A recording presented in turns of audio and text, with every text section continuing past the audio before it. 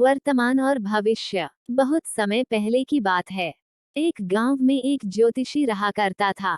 उसका विश्वास था कि वह तारों को देखकर भविष्य पढ़ सकता है।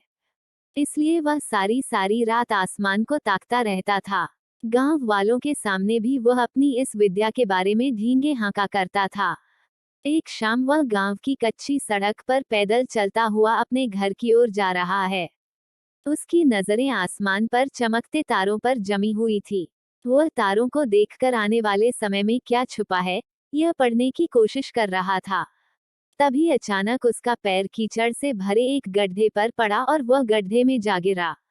वह कीचड़ में लथपथ हो गया और किसी तरह गड्ढे से बाहर निकलने के लिए हाथ पैर मारने लगा।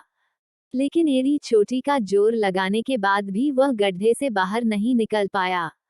सारी कोशिश बेकार जाती देख वह सहायता के लिए चिल्लाने लगा। उसकी चिल्लाने की आवाज सुन कुछ लोग दौड़े चले आए।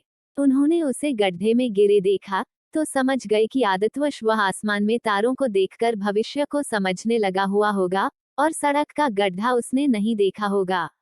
उन्होंने उसे बाहर निकाला और बोले, तुम आसमान में तारों को देखकर भविष्य पढ़ते रहते हो और तुम्हें यही नहीं पता कि तुम्हारे पैरों तले क्या है।